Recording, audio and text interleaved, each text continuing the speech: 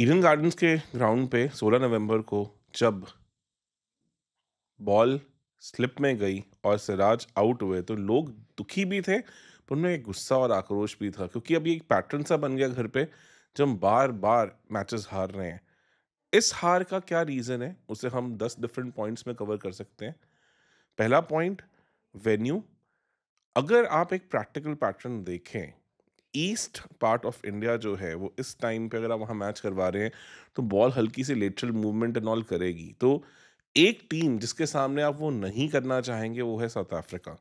इसका मैं simple reason बताता हूँ। जब इंडिया साउथ अफ्रीका जाती है तो क्या हमें डर्बन में टेस्ट मैच मिलता है? अब नहीं।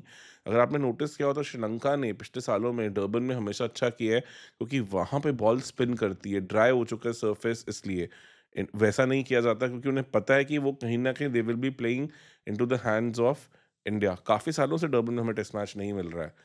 जब हम ऑस्ट्रेलिया गए थे, आपने एक बार बीजीटी का उनका शेड्यूल देखा था? पर्थ, उसके बाद पिंक बॉल टेस्ट, उसके बाद ब्रिस्बेन, तीनों ऐसे वेन्यूज़ जहाँ उन्हें पता है कि कहीं न कहीं उन्हें एडवांटेज है, ताकि उन पहले 3 टेस्ट मैचेज़ में वो हमें इतना स्कार कर दें कि जब उनके ट्रेडिशनल एमसीजी और एससीजी टेस्ट आएँ, जो थोड़ा हमें सूट करते हैं, तब तक इंडियन टीम काफ़ी टूट चुकी है। तभी उस हार का और दुःख भी होता है, क्योंकि जब हम वहाँ एमसीजी में गए तो हम 1-1 थे, जो एक तरह से हमारे जीत ही थी।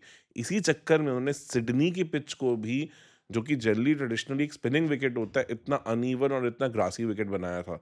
अगर आपको बीजीटी याद हो तो this is how things are. आप इंग्लैंड सीरीज़ को देखें, शुरुआत कहाँ से हुई? हेडिंगली, क्योंकि आपको पता है वो नॉर्थ में है, वहाँ बॉल सीम स्विंग करेगा, बाउंस करेगा, शायद इंडिया को सूट ना करे। तो ये सब चीज़ें हर ऑपोजिशन टीम ध्यान में रखती है। अब 2016 और 2024 के अगर न्यूजीलैंड टूर के साथ भी कंपेयर करें, 24 में न्यूजीलैंड कहाँ खेली? जहाँ पे पिचेस थोड़ी लो, स्लो बाउंस वाली विकेट्स थी। आप इंदौर के विकेट ले लें, आप बाकी मैचेस देख लें, और उसका इंडिया को फ़ायदा हुआ। इससे न्यूजीलैंड 3-0 वहाँ पे निकल गई।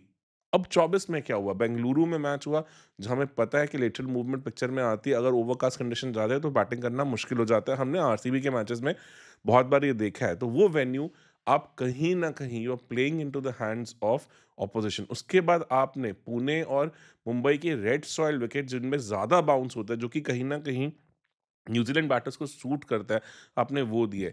इसीलिए जितने सभी लेजेंड्स हैं वो हमेशा कह रहे हैं काफ़ी टाइम से, विराट कोहली हो गए, अश्विन हो गए, कि वेन्यूज़ फिक्स करें, एक पैटर्न बिल्ड करें, 7-8 वेन्यूज़ होने चाहिए, और आप थोड़ा-सा जब ऑपोज़िशन जो आ रहा है, उसके हिसाब से देखें कि आप उन्हें कैसी कंडीशन देना चाहते हैं। होम ग्राउंड, होम कंडीशंस का यही मतलब होता है, हर टीम उसे अपने हिसाब से यूज़ करती है, पर समहाउ इंडियन टीम उतने अच्छे से इसे नहीं यूज़ कर रही है। इस चक्कर में क्या हुआ? इस चक्कर में इस वेन्यू की पिच के साथ छेड़खानी हुई। क्यों हुई? क्योंकि आपको पता है, अगर आप एक ठोस टिपिकल का ईडन गार्डन पिच देते तो कहीं न कहीं वो रबाडा और मार्को यान्सेन को सूट करती। इसलिए इस पिच को, ताकि ये टर्न हो, एब्रेसिव रखा गया। एब्रेसिव रखने से क्या हुआ? पिच अनइवन हो गई। उल्टा आपने कहीं न कहीं मार्को यान्सेन को गेम में आप ले आए। उन्होंने 50 रन देके 5 विकेट्स लिए, मेजॉरिटी टॉप ऑर्डर की, जितना शायद हमारे इंडिया के किसी बेस्ट स्पिनर का भी परफॉर्मेंस नहीं रहा। तो एक बॉलर जिसे आप नेगेट करना चाहते थे अनइवन बाउंस से, उल्टा आप इसे पिक्चर में ले आए, क्योंकि एक 7 फुट के आसपास का बॉलर जब पिच में बॉल बैंग करता है तो वो अनसर्टेनिटी लेके आएगा, अगर पिच में कंसिस्टेंट बाउंस नहीं है। जो सेकंड इनिंग्स में केएल राहुल को बॉल पड़ी, वो अनप्लेएबल बॉल थी, उसका आप क्या कुछ नहीं कर सकते हैं। तो ये डिफरेंस था। अगर आप जायसवाल के डिसमिसल को देखें, पहली बॉल आप जब वो कट मारने गए तो बैट के नीचे से निकल गई, दूसरी बॉल कट मारने गए तो बैट के ऊपर से निकल गई। इतना बहुत होता है एक बैटर के दिमाग को अनसर्टन करने के लिए, और उसके चलते वो एक रेगुलर बॉल जब आई तो निक करके बाहर हो गए। तो ये एक कहानी है जिसका हमें ध्यान रखना होगा कि हमें थर्ड डे पे ऐसी पिच नहीं चाहिए थी। उसके बाद दूसरी चीज़ पे आते हैं, जो कि है वेन्यू के बाद वहाँ पे टॉस। टॉस हम हारे, बैटिंग फर्स्ट करने का मौका नहीं मिला। लास्ट बैट करना इस पिच पे ईज़ी नहीं था, तो वो एक डिसएडवांटेज था। उस चीज़ को हम ज़्यादा चेंज कर नहीं सकते हैं।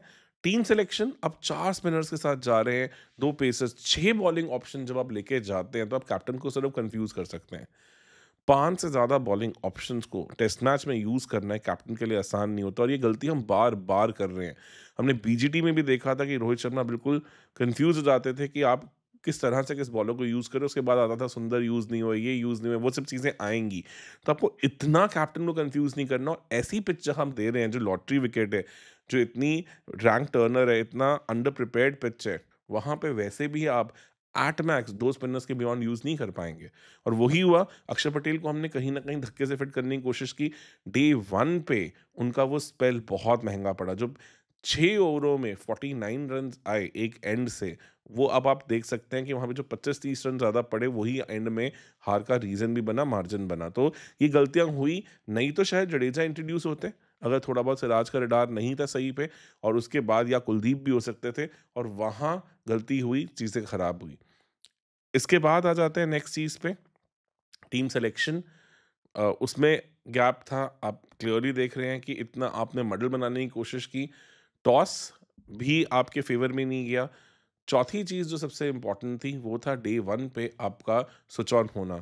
सिराज के पहले 3 ओवर्स, अगर आप ऐसे विकेट देखते हैं जहाँ अनइवन बाउंस, और वो पहले ओवर में ही दिख गया था बुमराह के, वहाँ पे आपको स्टंप्स को अटैक करना है, क्योंकि आपको पता है बैटर हमेशा अनसर्टेन रहेगा कि कौन सी बॉल लीव करनी है, किसे खेलना है। तो you can always bring LBW and bowled into play. Somehow वो चीज़ मिसिंग थी। Siraj outside off stump ball करते रहे, ही वाज गिविंग विड्थ, और 3 ओवर 25 के कारण अब आप सोच सकते हैं वो कितना मेजर रीज़न बना इंडिया के हारने वो, कि वो काफ़ी मेजर स्कोर था। जो पहले मॉर्निंग में 57 की पार्टनरशिप आई, वो इस मैच की सबसे हाईएस्ट पार्टनरशिप बनी। तो आप क्लियरली सोच सकते हैं कि जो बेस्ट बैटिंग कंडीशन थी, वहाँ पे हम थोड़ा और टाइट लाइन्स करते तो चीज़ें कितना फ़र्क डालती, और वो फिर हम कभी भी वापस मैच में आ ही नहीं पाए। इसके बाद जब हमने दोबारा देखा कि बैटिंग करना बेस्ट डे 1 पे ही है, मतलब जो पहले 1 घंटे में ही है, उसमें भी इंडिया ने डे 3 पे भी गलती की। जब आप दिन शुरू करते हैं, जो 5वां रीज़न बना, आप हमेशा कोशिश करते हैं कि आप अपने बेस्ट बॉलर से शुरू करें। बेस्ट बॉलर्स आपके पास बुमराह और जडेजा थे, तो एक एंड से बुमराह, एक एंड से जडेजा करते समझ आता। फिर अक्षर पटेल, जो कि इस पिच पे नहीं समझ पा रहे हैं, और आप प्रैक्टिकली देखें, अक्षर पटेल आज से 1 हफ्ता से भी कम टाइम पहले ऑस्ट्रेलिया में उन फ्लैट डेक्स के ऊपर टी20 खेल रहे थे। तो एक डिफेंसिव माइंडसेट के साथ बॉल कर रहे थे, और उसके बाद एकदम से आके आप ब्लैक्सवेल इंडियन विकेट पे बॉल कर रहे हैं, जहां आपको नेचुरली भी ओवर स्पिन नहीं आती है, वो कभी भी ईज़ी नहीं होने वाला। तो एक ये ब्लंडर हुआ इंडिया से, और ये क्लियरली इसीलिए होता है कि जब आपके पास इतनी सारी ऑप्शंस होती हैं, तो एज़ अ कैप्टन आप कन्फ्यूज़ हो जाते हैं कि आपको करना क्या है। तो डे 3 पे वो कॉबिन बॉश और बुमा की पार्टनरशिप ने फिर से इंडिया को पीछे ढकेला।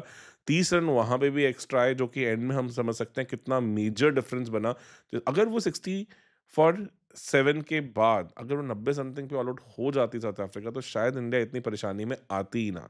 तो ये भी एक मेजर रीज़न बना। गिल की इंजरी, वो भी एक रीज़न था। उसे अगर आप प्रैक्टिकली देखें, तो आप एक प्लेयर को ऑल फॉर्मेट प्लेयर बनाने के चक्कर में कहीं न कहीं उसकी फ़िटनेस, कहीं न कहीं उसके रिकवरी टाइम हर के साथ कॉम्प्रोमाइज़ कर रहे हैं।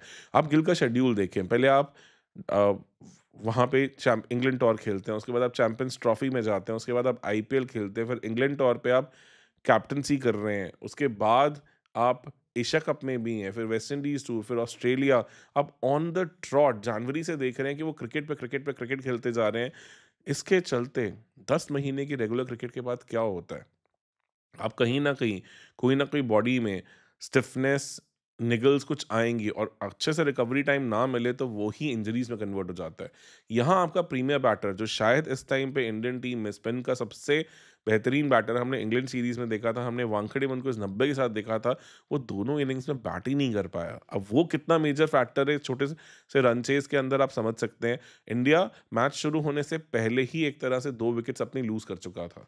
तो ये बहुत इंपॉर्टेंट है कि आप ऑल फॉर्मेट बनाने के चक्कर में एक प्लेयर की फिटनेस, एक प्लेयर की अवेलेबिलिटी, और एक प्लेयर की इफेक्टिविटी को कॉम्प्रोमाइज़ ना करें।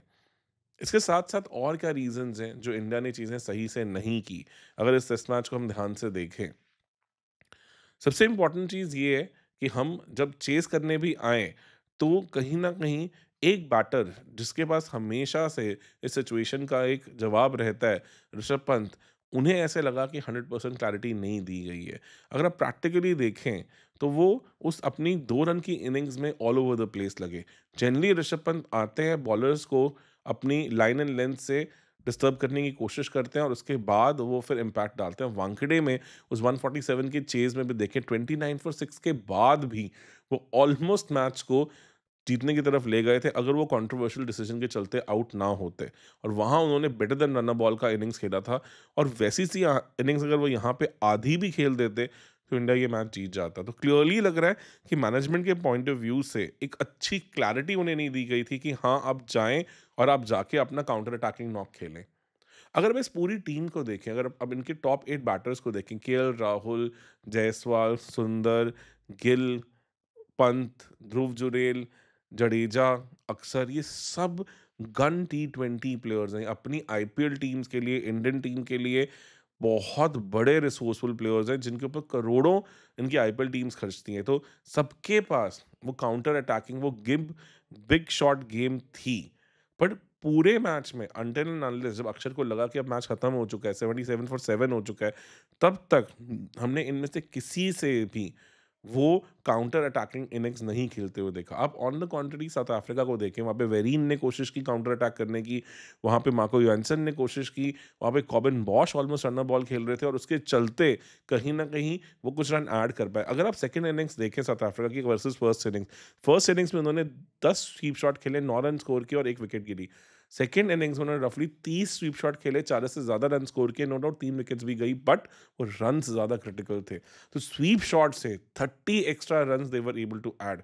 आप पूरी इंडियन इनिंग्स में, सेकंड इनिंग्स में क्लियरली देखेंगे कि इंडियन टीम की तरफ से एक भी स्वीप शॉट नहीं आया। रिवर्स स्वीप कोशिश की, ऋषभ पंत ने ट्राई किया, वहाँ पे रिवर्स स्वीप इवन जडेजा ने भी ट्राई किया, but apart from that nobody was even playing the sweep shot. जब आप स्वीप खेलते हो, आप कहीं ना कहीं टर्न को मैच से बाहर कर देते हो कि आप बॉल की लेंथ तक पहुंच जाते हैं और फिर बॉलर को अपने प्लान्स को चेंज करने की ज़रूरत पड़ती है। तो ये कुछ भी किसी भी एंगल से नहीं हो पाया।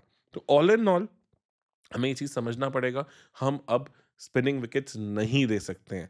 हमारी Indian team back to back खेलती है तो they are never able to plan for even home matches. ये गलती हम बार-बार करते आ रहे हैं।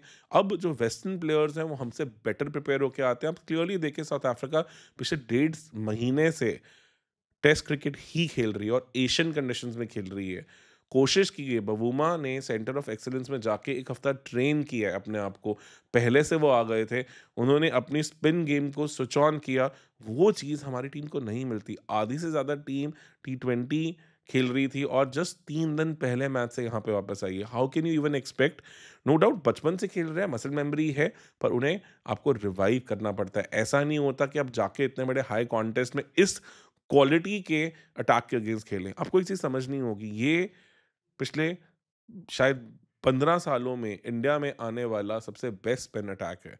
हाँ, नेथन लायन आए हैं, no doubt about it, but उनका सेकंड स्पिनर हार्मर के लेवल का था, ऐसा कभी नहीं हुआ। तो आप क्लियरली समझ सकते हैं कि आप शायद इस टाइम पे टूरिंग टीम्स में बेस्ट स्पिन अटैक के अगेंस्ट खेल रहे हैं और अंडर प्रिपेयर नहीं जा सकते, तो आप अंडर प्रिपेयर्ड पिच भी नहीं दे सकते। ऐसे में मैनेजमेंट की जो एक स्टबर्ननेस है, वो इंडिया को काफ़ी बार चुभ रही है।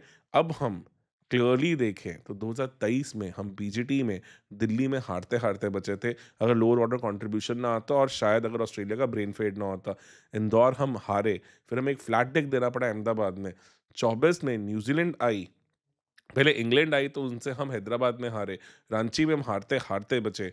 वाइज़ैक में भी हम एक बार मैच में काफ़ी पीछे लग गए थे। तो हर जगह हम बहुत अ, पीछे थोड़ी-सी डिफ़िकल्ट सिचुएशन में आ रहे हैं। उसके बाद न्यूज़ीलैंड ने हमें 3-0 से रौंदा। अब क्लियर चांस दिख रहा है कि गुवाहाटी भी एक ऐसा वेन्यू है जो शायद साउथ अफ्रीका को ज़्यादा सूट करेगा। तो हम 4 मेजर कंट्रीज़ जो हैं Australia, England, New Zealand, south Africa, उनसे घर में जीतने में स्ट्रगल कर रहे हैं। तो this is something which should be looked into, क्योंकि आगे श्रीलंका टूर आ रहा है और अगर इस तरह की कहानी रहेगी, इतने अनप्रिपेयर्ड हम जाएँगे, तो शायद हम वहाँ भी हारें और एक डब्ल्यूटीसी फाइनल हमें पहुँचने का मौका ना मिले। क्या टेस्ट क्रिकेट प्रायोरिटी है? लगता नहीं है, क्योंकि इस टीम में से कोई भी ऐसा नहीं है जो रणजी में से बहुत टॉयल करके ऊपर आया। बहुत सारे वहाँ भी प्लेयर्स हैं जो सालों साल रणजी खेल रहे हैं, परफॉर्म कर रहे हैं और शायद इन पिचेस के ऊपर ज़्यादा बेटर बैट करना जानते हैं। पर क्या हम उन्हें प्रायोरिटी दे रहे हैं? क्या सरफराज खान जैसे लोग जो थोड़ी सी किसी कंट्रोवर्सी के चलते साइडलाइन हो जाएंगे और उनके इतने सालों के रणजी के कंट्रीब्यूशन को ओवरलुक किया जाएगा, वो सही है? इन सब के बारे में आपका क्या सोचना है? कमेंट सेक्शन में पक्का से बताएँ, क्योंकि बहुत सारी चीज़ें हैं जो सही नहीं चल रही हैं, जिन्हें शायद अब सही करने की ज़रूरत है। नहीं तो हम घर में भी रेगुलरली ये पैटर्न बनता देखेंगे और ऐसे में क्या बीसीसीआई अपने फैन्स को फॉर ग्रांटेड ले सकता है? मेरे ख्याल से नहीं। तो अब शायद हमें व्हाइट बॉल क्रिकेट के भी बियॉन्ड देखना चाहिए क्योंकि ऐसे बहुत लोग हैं जो अभी भी टेस्ट क्रिकेट को प्रायोरिटी देते हैं। आप सबका इसके बारे में क्या मानना है? प्लीज़ कमेंट सेक्शन में पक्का से बताएँ और कोशिश करें कि इस वीडियो को हाइप करें ताकि ज़्यादा से ज़्यादा लोगों तक ये वीडियो पहुँचे और शायद हम इंडियन क्रिकेट को रिवाइव करने में एक छोटा-सा कंट्रीब्यूशन कर पाएँ। धन्यवाद।